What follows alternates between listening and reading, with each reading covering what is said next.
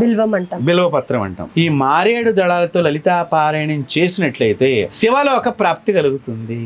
చూడండి ఎంత గొప్ప లోకంలోకి మన జన్మ ప్రవేశిస్తుంది. ఈ ఆత్మకి భూమి మీద మనం పుట్టాం, ఎన్నో పుణ్యాల మూలకంగా మనిషిగా పుట్టాం. ఈ మనిషిగా పుట్టిన దానికి ఒక బిల్వ దళాలతో లలితా పారాయణం చేస్తే నీవే శివుడవుతావు. శివలోకంలో ఉండే స్థానాన్ని ఇస్తోంది అమ్మవారు. అంత గొప్ప శక్తివంతమైనటువంటి లలితా సహస్రనామాల్ని ప్రతి ఒక్కరు కూడా మీ ఆర్బీసీ ఆధ్యాత్మికమైనటువంటి ఛానల్ ద్వారా నేను ప్రతి ఒక్కరికి కూడా నొక్కి అని చెప్తున్నాను. ముందర నమ్మకాన్ని ఉంచండి. పారాయణమైంది ముందర మొట్టమొదట నమ్మకం ఉండాలి, అత్యంతమైనటువంటి భక్తి కలిగి ఉండాలి, శ్రద్ధ ఉండాలి, నియమాన్ని పాటించాలి. నియమము లేనటువంటిది ఎప్పుడూ కూడా వెలుగొందలేదు. కరోనా సమయంలో అందరం మాస్కులు ఎందుకు పెట్టుకున్నామండి? నియమం లేకపోతే ఏమవుతుంది?